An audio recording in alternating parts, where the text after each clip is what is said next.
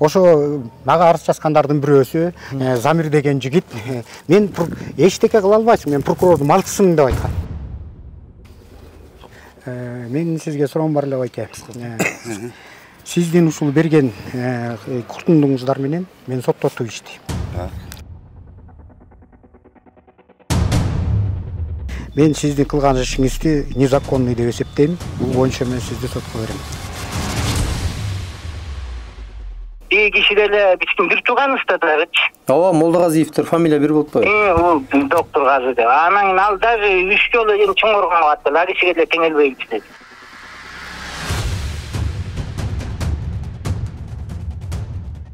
Рекет менен барабыз, по-любому отвечать этебиз, жулуп кетебиз, өлтүрүп кетебиз деп коркконубуздан анан мыйзам чегинде анан органга кайрылганбыз.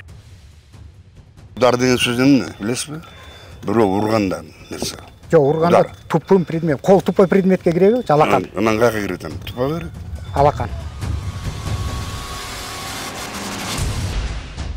Догдурбек Молдогазиев биздин редакцияга кайрылып, Кочкор райондук ички иштер бөлүмү жана Кочкор райондук прокуратурасына нааразы экендигин билдирди. Буга 2022 жылдын октябрь айындагы ачылган кылмыш иши себеп болгон. Догдурбек мырзанын үстүнөн Молдогазиев Бекказы 2022 жылдын 26 октябрында райондук ички иштер бөлүмүнө арыз жазган. Арызда райондо жайгашкан Азем тойканасынын алдынан аны Догдурбек Молдогазиев ур токмокко алды деп белгиленет. Мындан улам Догдурбек мырзаны райондук ички иштер бөлүмүнө суракка чакырышып, бирок ал жерде суракта мыйзам бузуулар көп болгондугу айтылат. Кылычбеков деген тергөөчүнүн кабинети бул жер болчу. Бул кабинетте 11-де отурчу тергөөчү Кылычбеков ушул кабинетте эметишкен, тергөө жүргүзгөн. Андан кийин мени могул актовый залга камап койгон. Ушенге камап туруп жаап койгон. Терезесинен көчө көрүнүп турат. Кылычбеков ошо Молдогазы Бекказы дегендин Passat мок асфальт түрүндөгү машинасы менен ары бери жүрүп турду. Терезеден менен көргөн. Аны Кылычбековго айткам. Кийинки 17-синде жазылган арызым могу жердеги кабинетке бергем. Моужинге берилген кабинетке ушул жерден кабыл алган. Начальник следственный отделдин кабинети бижер. Моужинге да камашкан мени. Эрменов деген. Ушул жерде 4 саат камалып турдум кабинет жабылуу менен. Дежурныйга келип берсем, дежурный албай койду. Азыр кол жазма менен албайбыз. Эме тиги эме менен следовательдер через компьютер өткөзөт деп. Анан албагандыктан мен Эрменовду эшиктин алдында күтүп турдум. Эрменов келип мени ээрчитип келип кабинетине кирдик. Кабинетинен кийин биз Кылычбековдун кабинетине кирдик. Сиздердин сиз отургансыз. Андан кийин чыгып туруп берки кабинетке бул жерде да бир бала менен уруша кеткенбиз. Эрменов ушул арызды ал десе албай койгон, бир узун бойлуу бала. Анан бир тоголок кички бала алды дагы фамилия жөнүн айтпай койду. Компьютерден өткөзгөн. Мырза, ошондо азыр 17-синде сиздин арызыңыз жок болот атабы? Жок болуп атат. Бир жок кемчилик. 17-синде жазган арызыңыз жок. Андан кийинкиси Молдогазиев Замирдин иши ачылган. Менин адвокаттын негизинде. Ал иш эмне менен бүттү? Молдогазиев Замир 10 январда ачылган иш. Тагыраак сизде же балаңыздын бирөөсүнүн жок? Балама ачылган. Балама анан мага да ачып чыкканда. Тергөө чакырды ошол күнүнөн? Жок. Биз ошол күнү адвокаттын көзүнчө допрос кылынганбыз. Молдогазиев Замирдин көзүнчө ушундай эле сабап салган. Азем кафесинин астынан 10 январда ачылган. Биз келип, менин адвокатым, тигилердин адвокаты кирип, Кылычбековго показания бергенбиз. Кылычбеков алган анда. Окусаңыз, Молдогазиев боюнча 2-10 апрелде ачылган боюнча. Январда ачылган иш боюнча балаңызга Кочкор райондук ички иштер бөлүмү тарабынан чалынып, келип тергөө келди, көрсөтмө бер деп, түшүнүгүңдү айт деп болдубу бир чакыруу? Жок. Биз ошол күндө ушул күнчө боло элек. Боло элек. Биз ошол күнү ачылган күнү показания бергенбиз. Сабурканова Асель Маралбековна менин адвокатымдын көзүнчө кабинетинен Замир менен очный ставка болгонбуз. Ошол бойдон чакырабыз делген, ошол бойдон кеткенбиз. Ошол бойдон бери жооп да боло элек. Барбы ошол иши? Ал иши да жокпу? Билбейм, ал барган жокмун да. Сиз жана 17 апрель дегениңизден ошондо. Ал 17 апрелде бул жактын жазган арызы жок болот ушунда азыр. 17 апрелде мен келип жазгам. РППга атташ керек дедиңиз, ар бир арыз. Ар бир арыз деген. чечимине жарашып атты. Ошондо сиз алдым деп кол койдурганыңыз барбы деп атам. Же жөн. Жок. Жок, эч нерсе жок эле келип жазгам десеңиз далилдей албайт. Балким жазган эмессиз деген суроо. Мен жазганым чын, бирок конечно далилдегенге азыр жок болот го. Дежурпаңызда адамдар да билет. Менин ошо күндөгү кагазым да бар, мен аны да көрсөтөм. Жок, ошону көргөзсөңүз ким алганын, ким неметкен ошол жакшага. Ошол да. Ошол да. Сиз эчтеке далилдеген немеңиз жок эле, мен жазгам эле деп. Кой туруңуз. Арыз мындай кылаганда бизге түшүнүктүү болушунчу. Мен келдим, арыз жазам депчи. Процесс кандай болот? Арыз алынат, катталат. Жүйгө катталат. Дальше немеси тергөөсү жүрүп кетет. Бул жака ошондо бир нерсе бериш керек беле? Алдым, алган жокмун. Бул жака талон берилет. Базага катталды. РПП номери. Аха. Андай болгон эмеспи ошондо? РПП Бул киши жазган Ошондо эмес, жазбаган үчүн анан катталбайт. келдиңиз беле чын? келгем. Келгем чын. келдиңиз. Адвокат салмы, жаңсызбы? Ошол да.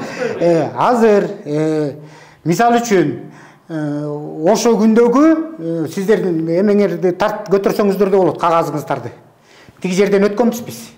Жаздырып өткөм. Эмеңиздерден милицияңар отуруп кой ишин алдында. Өтөт. Эми мындайдын чегинде эркекчилик азыр эми милиция дейсиздер, милициялар эркекчилик деле калбай калыптыр сиздерде, ачыгын эле айтайын. Ага караганда түрмөдөгүлөр эркекчилик окшойт. Мен ошол арыз жазып аткан сиз бар эмес белеңиз? Эмне кылып айтып атасыз? Мен сиз келип жооп бергениңизди билем. Сиз бирөөнү сабап салып тууганыңыз менен уруша кетип аземден туурабы? Сотко барып жүргөнүңөрдү билем Бек Султанга. Анан эми арыз жазып атканыңызды мен билбейм мен мисалы үчүн. Азыр бир суроо да сиз айтып атпайсызбы? Форма кийип турасыз да. Сиз айтып атасыз, сиз бирөөнү сабап салып дедиңиз да. Турган жерден азыр көрүүчүлөр көрүп атат, тартып атат. Турган жерден долду келдиңиз да. Немен далилдеп бересиз? Жооп бергенсиз да, Жок, неменен далилдеп бересиз сабап алган? Материал турат да сотто. Сотко барып элдеш бүтпөдүңөр беле, туурабы белке? Ошо биздин талашып тартышканыбызда ошол маселе болуп атпайбы? Сабап. Анан сиз азыр турган жерден күнөөнү илип атпайсызбы? Жок, Азем кафесинин алдынан уруша кетип, буга чейин келип, жоопкерчиликке тартылып, баласы экөөңүз тең, туурабы? Да.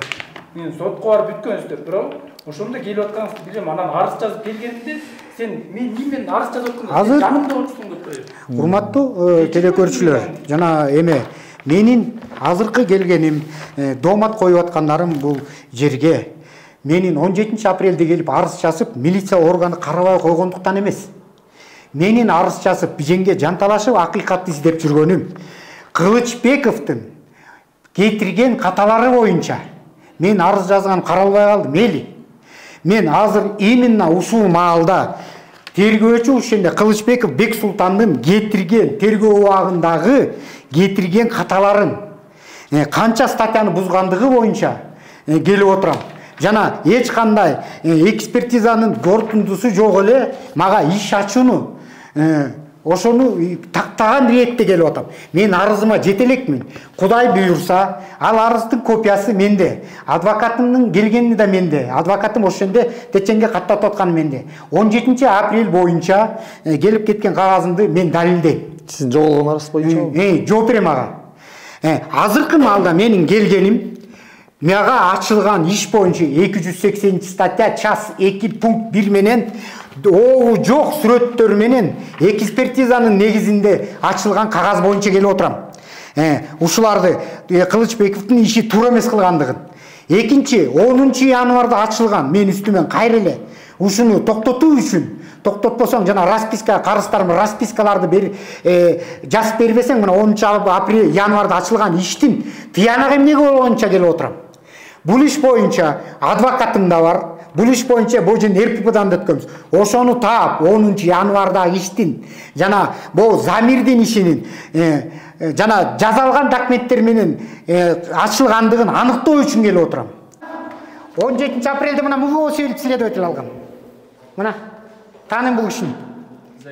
Заявление. Мынакей мына бул киши алган. Молдагазиевтердин үстүнөн менин машиналардын карыздарын бербөө боюнча эрмени сизге алып келип берген. Мына бул адам алган. Тагыр арыз биякта турган да? Мына ушул киши компьютерге жазып алган. Жана сиздин 17 апрелде мына бул киши алган. Мына мен жооп берем. Бул кишинин немеси бар. Таанайсыңбы? Ооба, тааныйм. Арыз менен 17 апрелде сага кайрылган. Арызды мен өткөрүп берсем керек балдаргачы. Кимсиз? Тактап берсеңиз жакшы болот эле. Ооба, жакшылап алып. Мен урматтуу Машиналар менен болду. Окей. Мен Чакырып материалдар. мына ушу киши алган. Азыр бул агабыздын иши боюнча кандай болду? Жанагы эки арысы, бирөөсү бул жакка жазылган арыз, экинчиси мен жазган арыз. Бул жак жазган арыз. Assalamu alaikum. Biz azыр Кочкор элдин тергөө кызматынын начальник милдетин аткаруучубуз. Азыркы учурда больничныйдабыз, ооруп жатабыз. Бияка чечүүл кагаздарды бүтүрөлүп деп бергенбиз. Ал эми бул киши менен жаңы таанышып атабыз. Бияка дайындалганыбызга бизге 2 айдын эле жүзү болду, 2 ай болду элек даже, 1,5 ай. Ал эми кардар айткан боюнча 17 апрелде арыз жазганбыз деди. 17 апрелде арызы табылган жок.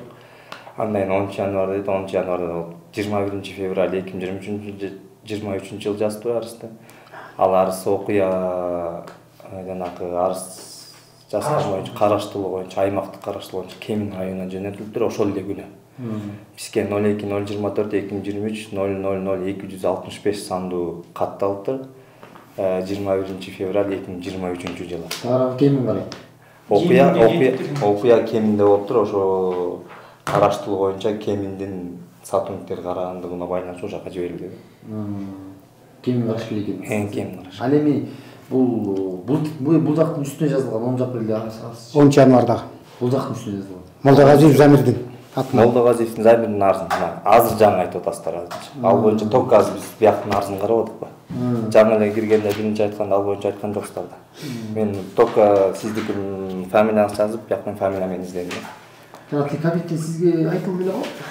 Ошондо сиз айтып коңуз беле. 10 январда жазгам деди да бул киши. Анан 17 апрелде деди. Жок, 10 январда тигилер жазган. 17 апрелде мен жазгам деп айткам. Баягы возрастыма кичине жаңылышып калгандыгыма байланыштуу. 17-синде биз катталбаптыр дедиктир о. 21 февраль 2023 жылы сиз жазыптырсыз арызыңыз. Жок, түшүндүм. Ал жагын жооп бербедим. Бул жактын баласынын үстүнө, баласынын үстүнө жазылган арыз. Эмне болду? Молдагазиев Замир жазган. Эми ал жаңы эле айтып атпайсыздар сиздерчи бизге. Аны карап туруп эле жооп бербесек ал боюнча бул кардардын арыз боюнча карап атам. Кишинин үстүнөн жазылган бир арызын билем, жана сотко кетти деген. Ал ошонусу андан кийин дагы жазганын билбейм. Догдурбек Молдагазиев райондук ички иштер бөлүмүнүн тергөөдөгү мүчүлүштөрү тууралуу райондук прокуратурадагы арыз менен кайрылган. Бирок прокуратура иштин курамында мыйзам бузуу жок экендигин айтып, ишти кыскарткан. Бирок Догдурбек мырза токтолбостон президентке кат жазып, анын негизинде Нарын облустук прокуратурасына ишти кайрадан жандандыруу боюнча Кочкор райондук прокуратурага тапшырма берилген. Молдагазиевдин айтымында прокуратура бул жерде жеке кызыкчылыкты көздөгөн. Ошо мага арыз жазгандардын бирөөсү Замир деген жигит мен эчтеке кыла албайсың, мен прокурордун малчысымын деп айткан. Ошондуктан мен ушундагы иштеген прокурор, ишти кайра жаба берген прокурор Умаров Руслан ошонун чабануга деп ойлойм. Тигил айтканынан айтып атасыз. Тигил айтканынан айтып атам. Анткени ал мени милицияга берип атканда дагы жанагы экспертизалардын дайыны жок, жөнү жазалма сүрөттөрү менен иш козготуп мен үстүмөн карап аткандыктан мен ошо Кылычбеков тергөөнүн үстүнө ушу Умаровго кайрылдым. Умаров ишти 2 жолу кайра жаап салып атат. Обул прокуратуранын чечими чыкса дагы кайра жаап салып атат да, туура деп элечи, булардыкы туура деп. Ошондуктан тигил Замирдин айтканы мен прокурордун малчысымын, эчтеке кыла албайсың дегендиктен мен ойлойм, ушу Умаровдун малчысы го деп. Түшүнүктүү. Кирип көрөлү, ошо сурап көрөлүчү, малчысы же малчысы эмеспи? Кандай негиздер бар?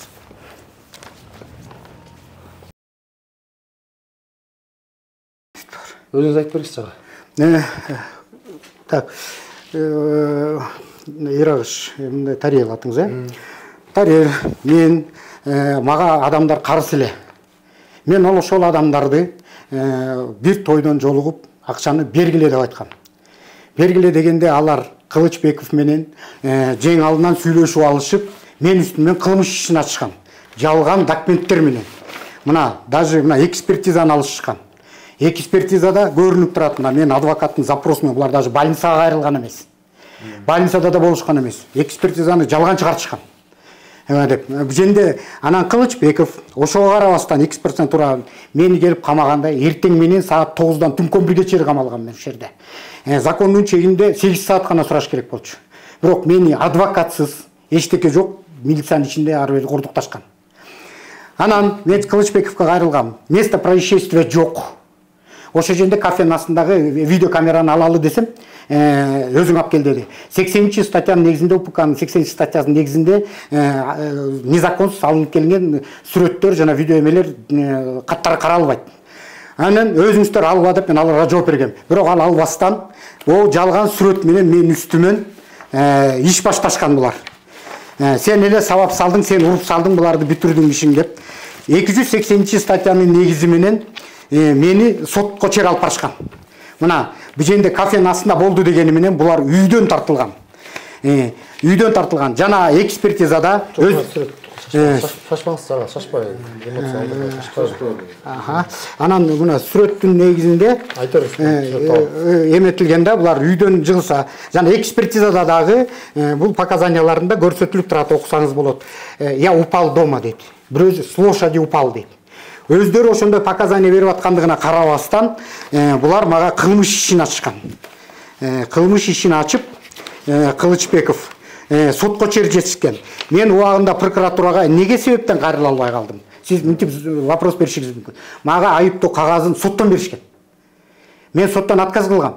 Сиздердин ошондой эме прокуроруңуздар да бар, жана сотто турганчы. Ошонун негизинде, ошонун заключениясы менен бергиле дегенде ошол жерден кол коюп алганбыз. Мен прокуратурага убагында закондун чегинде кайрылуума дагы Кылычбеков жана тергөө кызматынын чоңу ошол маалдагы Эрменов деген дагы мага мүмкүнчүлүк берген эмес. Адвокат бар беле? Адвокатым бар, мынакей.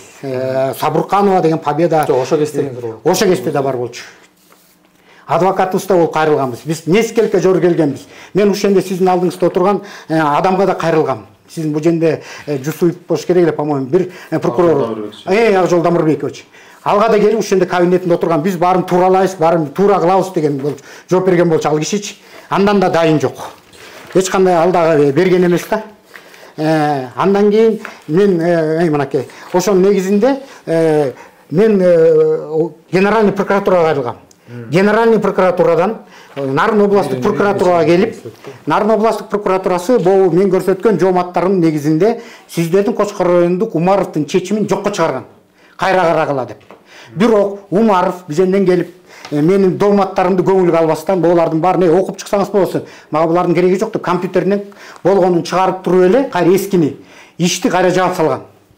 Мен бул боюнча абдан кыйналып келатам. Бул медиа өкүлдөрүнө рахмат, президентке жазылган, урматтуу президентибиздин жана ушу медиа өкүлдөрүнүн негизинде, жардам негизинде азыр актыкты издеп жүрөм.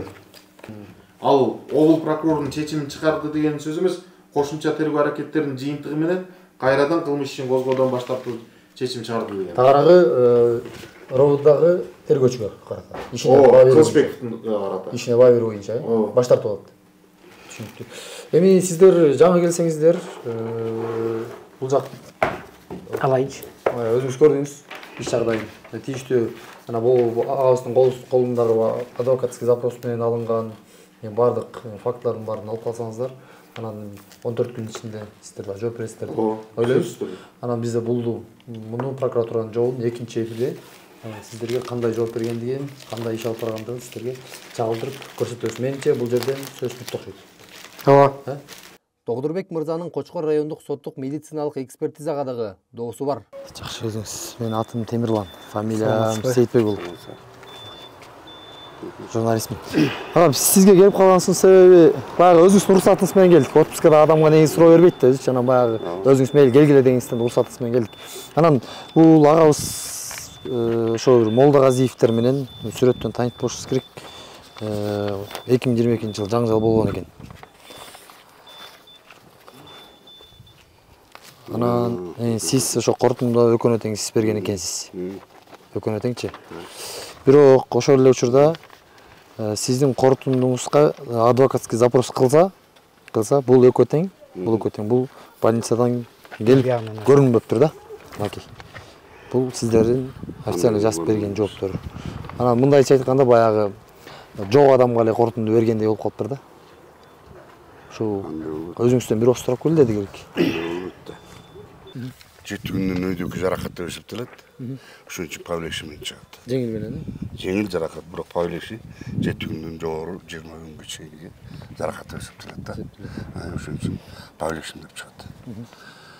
Булар келип көрүшкөн, Көрүнгөн үчүн жазылып атат. Негизи соттук медициналык экспертиза кандай шартта өтөт? Кандай болуш керек негизи? Тартип боюнча. Көрүүчүлөр түшүнүктүү болушун деген. Анткени деген бул жаракат алган потерпевший болуп келген кишилер өздөрү келет. Милициядан, же прокуратурадан, же башка коргоо органдарынан токтом алып келет. Же милициядан направление алып келет. Направление негизинде, же токтом негизинде осмотр кылынат. Осмотр жасалып, эгерде докторго кайрылып эле эме болсо, анан жаракаты мындай болуп атат, тигиндей болуп атат, же болбосо башым айланып атат, андай деп турган болсо мен докторлорго көрүнгүн деп жиберем направление. Докторлорго бересиз. Анан докторлорго барып көрүнүп, амбулаторный картасын алып келет. Кээде алар өздөрүнүн мурун көрүнүп алып докторго, скоройго барып көрүнүп анын эртеси докторго көрүнүп, ошо амбулаторный карталарын эмелерин баарын көтөрүп алып келет. Токтомду кошо. Токтомду кошо да. Анан ошонун негизинде ошолор жазып өздөрүн сурап, анан кийин аны жазам мен. Мында болсо мынакей осмотр жасалган. Карап чыгасыз. Осмотр жасалган. Эмне болуп, кандай болгонучу. Анан эмне жалыптар бар, алардын баары жазылган. Андан кийин осмотрда эмне өтүлгөн. На межбровно переносочной области и ниже спинки носа имеется ушитая рана зигзагообразная длиной 4,5 см с 5 щелками швами. Без салынган. Состояние шва хорошее, воспалительных явлений нет. Других телесных повреждений не обнаружено. Андан кийин амбулаторный картаны эмес жазылат, эми жазылат. Ошону жазгандан кийин бул жерде деген уже ясно да. Шок салынган, узундугу жанагындай. 7 күндөн 20 күнгө чейин жаракат. Анан ошонун негизинде заключение чыккан. Бул карап көрүңүзчү. Сиздерден кайра адвокатский запрос кылса ошондой жооп. Мен муну билбейт экенмин. Тааныш болдуңуз. Бизге ошо кызык болуп атты. Ошондо могу кагаздын жазууга теги. Бул хирургический отделение жаткан эмес деген сөз. Бул киши деген поликлиникадан амбулаторный көрүнүп атат. Амбулаторный карта ошон үчүн ачылып атат. Эгерде больницага жаткан болсо, хирургический отделение жаткан болсо, анда история болезнь ачылмак. Больницага дарыланмак. А бул кишиден амбулаторный Сизге көрүнүп эле кетип калышкан да, ошондо. Жөкет деген мага көрүнгөндөн мурун уже амбулаторный лечениесин алып атат. Врачтар эмне назначить этти, алардын өздөрүнүн эмеси. Зато тиги перевязка кылып жарасын перевязка кылдырып турат да баарыбыз. Ошон үчүн бул амбулаторный лечение менен кеткен. А больницада жаткан эмес деген сөз туура. Менин сизге суроом бар эле байке. Сиздин ушул берген куртундуңуздар менен мен соттотуп иштейм. Бир, экинчиси, бизге өздөрү упал дома деп жазып турса, вы соответствует тому дню деп турасыз. Тому дню дегенде бизде сизге жазылган да эмес да, эмнеге, какому дню, эмнеге депчи. Бир, экинчи замир даже больницага да кайрылган эмес. Кое турыңуз. Амбулаторный карта да аштырылган эмес. Сиз ага заключение бергенсиз. Аштырылган эмес. Ачылган деп бит. Мынакей алдында адвокатский кемеде запросто жазылып турат. Он никогда не обращался в больницу. Больницага жаткан эмес, больницага кайрылган эмес деп тур. Амбулаторный карта деп да жазылган эмес ажында. Амбулаторный карта ачылды деп да жазылган эмес. Мына жазып керек. Амбулаторный карта ачылды деп стационар бербейт. Буга алың. Отделение деген өзүнчө ал. Бек казык алган турбайсыздарбы? Атигемни алган эмессиздер. Мунукун алган, мунукун деген тергөөчүлөр алган болуш керек эле. Мунукун алынган эмес, алынбаса да сиз заключение бериптирсиз. Туура, амбулаторный картасынын негизинде берген. Жок, анын амбулаторный картасы. Мен жок нерсени оюман чыгарып жазбайм. Рахмат байке, мен сизге ишенем, возрастыңызды да сыйлайм, мына бул жерде жазып турат, никогда вот не обращался. И в амбулаторный карта жок. Отделение. Мен борген такташы, мен деген бекер эмтиген жок мен. Билбейм, ошондуктан да жазбайм да. Ошо сиздин жазууңуз менен мына жана үйдө болгон нерсе деп атса дагы, сиз мен чапты дегенге корутунду бергенсиз. Мынакей. Жумагазиев Замирбектики. Амбулаторный карта жок деп атпайсызбы? Бекте жазылып турат. Представлен амбулаторный карта Замирбекке 12 октябрда көрүнүп атат. 12 октябрда. Зрениемде жазылып атат. Ноябрда. Ноябрда. Андан кийин невропатолог көрүп атат ошол күнү. Даттанат ушундай. 24 октябрда чайген депчи. Мурун башы оору, жалпы салмактанат, көңүл жок, жүрөк айланып, окшойт, тамакка табити бар. 24-түндө кускан дейт. Ошо уруш болгончу. Ошондон бери мурду кыйшайган. Докторго көрүнгөн эмес. Көрүнгөндө мурду кыйшайган. Кыйшайганы көргөндө характери СД оң жак, сол жака бар, жарык кабылат. Басканда триггер точкалар болот, тонустар оң жак, сол жагы бирдей. Сухожилдик жана перисталдык рефлекстер оң жак, сол жагы бирдей, жандуу, ромберг абалда баш айланат. Патология менингиялык белгилери жок. Диагноз сотрясение головного мозга. Ранний восстановительный период. Уже жакшы болуп келаткан убактысы да. Убакыт өтчү. Сизге канчасына айрылат? 26-сына айрылат. 26 октябрда. Окуя 24-түндө болот, 24 2 күн илгери болот. Бирок бул жакта жазылып атат. Жара калыптанып келатат деп. Бул деген канча күндүк болушу мүмкүн? 9 ноябрда рентген тартып көрдүм. 9-нан артты карай санайлы. 24 болгондо ар жакта канча күн? 6 күн, 15 күн. Бияктан 9 күн, 15 күн. 12-нчи күндөн баштап сөөк кандаша баштайт. Андан кийин рентген пленкага түшөт. 12-нчи күн. Рентгенге ошо 9-на түшөтпөй? 16 күндөн кийин. 16 күн. Бирок сизге кайрылган 26 кайрылып атат. Мага 26-сында кайрылды. 2 күн. Мен деген кийин неме жаздым да буларчы. Анан лицевой неметсең болмок. Аякта деген начало смотр, начало.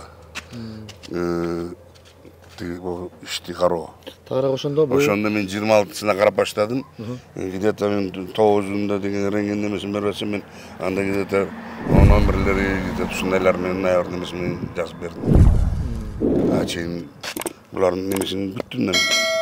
Тагыраак 2 жыл өтүптүр ошондо, 2 жыл өттү. Бар. Бул жерде байке, мен сиздин кылган ишиңизди незаконный деп эсептейм. Бул боюнча мен сизди сотко берем. Анткени бул жерде мурда аттан жыгылган деп атат. Бул аттан жыгылганына тиешелүү эмеспи, же чапканда тиешелүү эмеспи, кайсы күнгө экенин сиз корутундусун берген эмессиз. Эмне себептен бул болгон? Биз чапканы, азыр байке. Экинчисинде упал дома деп атат. Сиз болсо тупым предметом дейсиз, менде очки жок, жакшы окуй албайм, же жазып турат жана прокурордо. Упал дома. Сиз дагы, как судмедэксперт катары, сиз упал дома болгондо, ал мог упасть на что-нибудь, чыга тупой предметке, сиз ошону дагы заключениени туура эмес бергенсиз. Азыр байке айтып бүтөйүн. Анан ошону сиз заключение чыгарган эмессиз. Андан кийинкиси мына өзүңүздүн сөзүңүздөн айтып кеткенден була бир туугандар эптеп жармасы болот дегениңизге эметкенсиз да. Бирок сиз өзүңүздөрдүн директоруңуз Жумабеков берген корутундуларды четке кагып атасыз. Биженде мына булар кайрылды упалдома, анан көрүндү, кетти, больницага жаткан эмес. Булар эч кандай делилбейт деп айтылып атат да, уже 2 күн 3 күндүн.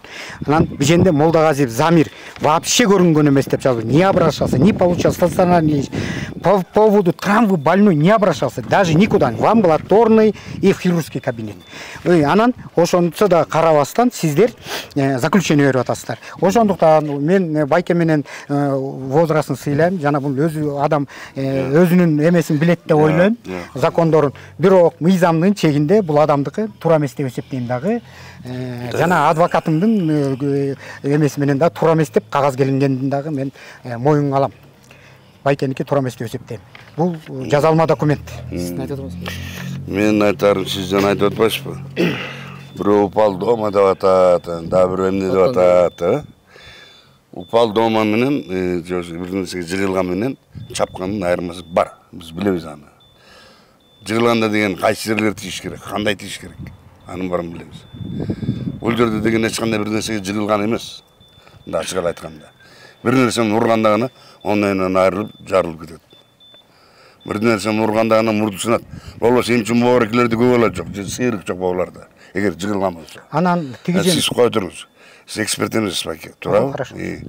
Биз эксперт болгондон кийин кандай убакта, кандай жыгылганда, же болбосо кандайынан чапканда эмне пайда болот, кандай пайда болот. Ошонун баарын окуганбыз. Хорошо. Анын баарын билебиз. Туура. Ал эми бул жерде деген эмне үчүн хирургияга жаткан эмес, анан кийин көрүнгөн эмес деп жазышканын мен билбейм. Аны деген менин эмем жок. Аны мен келген амбулаторный картанын негизинде берген. Амбулаторный карта бар кишиники берилиптир. Жок кишиники жок да. Андан кийинкиси тергөөчүлөрдөн сурап көрөлү. Тергөөчү сизге кагаз жөнөтөт. Эмне болуп таяк жеген, туурабы? Тергөөчүнүн корутундусунда жазылып турат, чапкан деп. Анан сиз бизенге көрсөткөн эмес. Чапканда ушундай болобу? Кол менен чапкан. Кичинде кол менен чапкан деп жазылып турат. Азыр өзүңүз айтып аткандай. Ошондой болобу? Ошондо көрсөткөн эмессиз. Тупой предмет менен. Эмне тупой предмет? Замирбектики мына. Вышеуказанные повреждения могли образоваться действию тупого твердого предмета при ударах. При ударах. При ударах. Бул жерде жыгылуу жок. Бир нерсеге түй жок. Ошон үчүн при ударах деп мен явный берген аны. При удар. А жерде тергөөчү сизге жөнөткөн кагазы бар. Кол менен чапкан деп. Сиз ушенде кол менен чапканда ушундай болушун жооп бере аласызбы? Жок. Удар деген сөз эмне? Билесизби? Бирөө урганда нерсе. Жок, урганда тупун предмет. Кол тупой предметке киреби? Алакан. Анан каяка кирет аны? Тупа берет. Алакан. Кол. Мен деген бармактын учу менен же чөмөнүн учу менен жазбайм да. Колдун жолу ташпы, кайдан билем мен аны? Тупой предмет деп аталат бизде. Сизге аны деген тергөөнүн иши ал деген. Эмне чаптырлар, кандай чаптыры бар? Тергөөчүнүн иши. Ал менин компетенцияма кирбейт. Тергөөчүнүн корутундусун.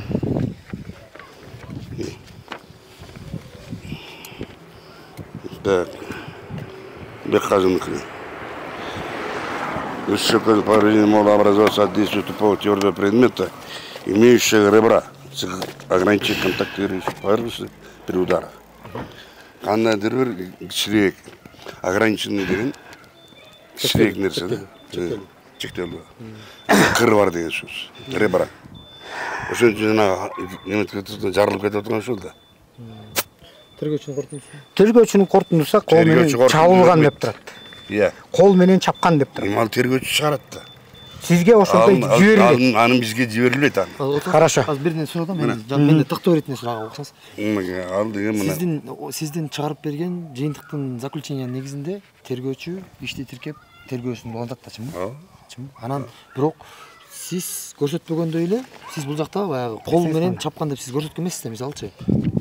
Кол менен чап деген да. Ошо окусаңыз. Удар деп аталат. Кол менен чапты, тепти. Бизге кызыгы, урматтуу көрүүчүлөр. Тергөөчү, мынакей. Сиз айтып койсуңуз. Кол менен деп туруп. Кол менен чапкан. Анан ошондо сиздин заключенияныз корутуңуз бурмалап алган болуп калат. Бурмалап. Тергөөчүнүкү. Жок. Ал деген ошо өзү жыйынтыкка келип атат да. Айтып атат да. Жыгылып калдым, тепти, урду, тигиндей эмне деп айтып атат да.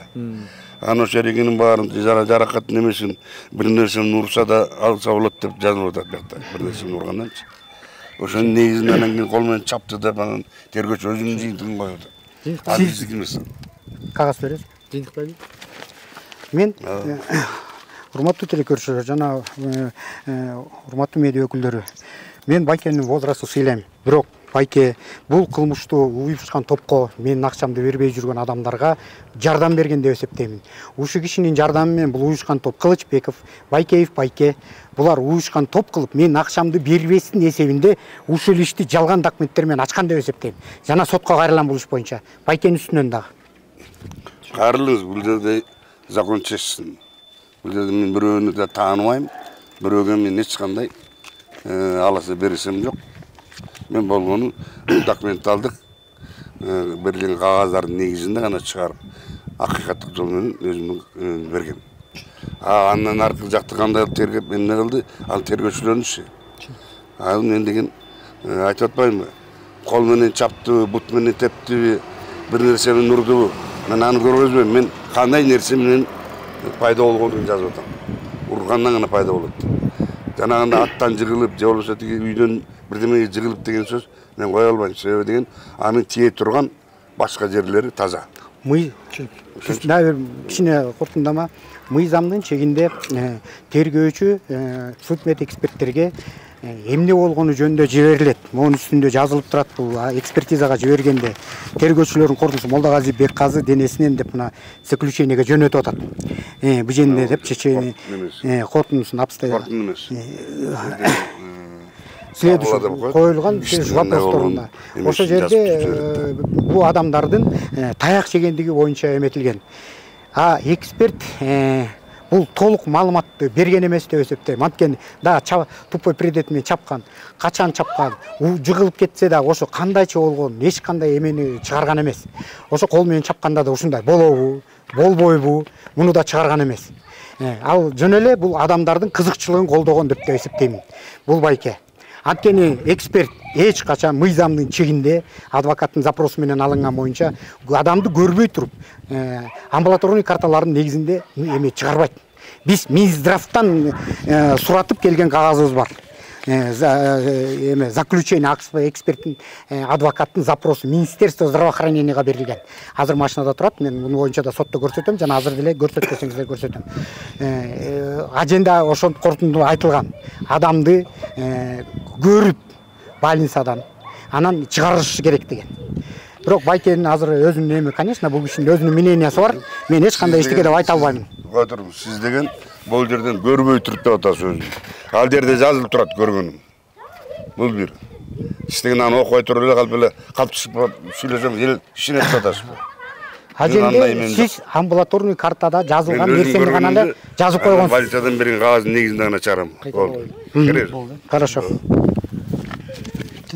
Биз бул эфирде Молдогазиев, Догдурбек, жаңжалдашкан Бекказы жана Замир Молдогазиевтер боюнча эмес, Кочкор райондук укук коргоо органдарынын алып барган иши боюнча айталы дедик. Анткени менен Бекказы жана Замир Молдогазиевдин аты чыгып жаткандыгына байланыштуу. Алардын дагы пикирин билүү биздин милдет. Бекказы мырза менен телефон аркылуу сүйлөшкөнүбүздү толук берүүнү туура көрдүк. Анткени биздин ишмердүүлүктө эч кимдин эч кандай күмөнү болбош керек. Ал эми Замир мырза менен байланышуу мүмкүн болгон жок. Кандай дейсиң? Азем кафесинин астынан кандай окуя болду эле? Азем кафесинен бул баласы экөө келип тойго чогуу келсек, жүрмүндө баралы сүйлөштү, баласы чаап тебиди да, экөөбүздү, иним экөөбүздү. Замирбай көкөңүздү? Жөн чаап, Орунбек деген бул жөн чаап тепкен жокпун, колунда бирдемеси бар. Биздин сүрөттөрүбүз бар, ошондо жарылып кеткен, мен чекем жарылып, иним мурду сыныпчы. Ошондой болгон. Анан биз коем, бир турган болсо. Өзү чапкан эмес, Өзү чапкан да баласы. Жок, өзү. Өзү чапкан эмес да. Баласы чапкан. Анан ошо менен коем, булар эмне болду, шайтан басты, буларга теңелип келип, теңелбей эле койду, алдын астында кереги жок, ыраазы. Деп 2 күн жатып алсак, анан булар угрожать этип телефондон ар кайсылар биз рекет менен барабыз, по-любому отвечать этебиз, жулуп кетебиз, өлтүрүп кетебиз деп коркконубуздан анан мыйзам чегинде анан органга кайрылганбыз. Бул ушундай конфликтке баруунун себеби эмне болду ага? Ушундай конфликт болуусунун себеби эмне болду? Булар өздөрү эле жөн көнүп калышканда. Ар кимден буга чейин деле канча акча эметкенин, арында эжебиздин машинесин тартып алганы үчүн эми жумушчуларды ушундай көнүп алганда. Бир тууган эжеңиздердинби? Ооба. Ага, сиздерди кааласа болчу деп атпайбы ал? Жөө эми айта берет да. Кааласа берсе, буга чейин эмне, даже биз ага канча тыйын берип аттык кой. Бала эметсем. Жардам катары. Жардам бер. Эми Алланын ыраазында кереги жок, айтпайсыз дечи, кереги жок, жардам бердим деп эмес. Анан өзү деле бир киши деле биздин бир тууганыбыз дагычы. Ооба, Молдогазиевдер фамилия бир болуп атпайбы? Бул доктор Газы деп. Анан ал даже 3 жолу эми чоңоргонго аттı. Ал кишиге деле теңелбейт dedi. Анан сотто деле ошо эмесине уже органга бергенде бас сотко барыш керек экен. Соттон уже кой кечтикчи дедим, ыраазысыз. Встреча заявление бергенсиздер да, кайра? Мейчи депчи. Анан кээ киши да өзү берип, мен деген голосовой жазып берген, мен бир туугандарым мен аласа бересем жок, эч эмем жок депчи. Аласа бересем жок да, мейлчи деген, Кудайга койдук, зачем мен керегин? Ошо ойдон калганбыз да, ошо ойдон анан бул кайта эми ар кайсысын айтып атат го, билбейм эми аны. Анан менден кичүүнүн дагы эмеси бар да. Арызы. Тергелет. Аны ошо ойдон турат, мейлчи деп чуулдатпайчы деп, кереги жок депчи. Аны козгогон жоксуздар кайра? Козгогон жокпуз. Ал ошо баласына жазылыптыр сиздин нениңиздин арызы? Экөөбүздүн эле баласына өзүнө да жазылган. Баласына асына. Анан бүт турат, анан билбейм бул эмне эле болуп атат. Пока ойлонуп элек бош болчубуз да, бул эмне эле болуп атат. Кайта кандай болот? Мен көрүп калган немелеримне. Түшүнүктүү, рахмат. Сиздин ушул айткандарыңызды эфирге колдоно берсем болот ага, Мейли, өзүң бил, өзүң шартыңа карата. Болгонун айтып атам да. Рахмат, дагы кошумчаңыз барбы? Жок, кошумча. Түшүнүктүү, чоң рахмат. Бекказы Молдогазиев менен байланыштык. Жогоруда өзүңүздөр уккандай, анын пикири эч кандай акча каражатты карыз эмес экендигин айтты. Жана дагы бул жөн гана Догдурбек Молдогазиевдин бир акылга сыйгыс иштеринин бири деп баа берди. Эми калгандыгын мыйзам талаасында чечилгенин туура. Бир туугандардын ортосундагы акча, оокат чыры эки-экиден соттошууга алып келди. Ортодо укук коргоо органдарына дагы сөз тийди. Кандай болсо дагы бардыгы мыйзам талаасында чечилүүсү зарыл.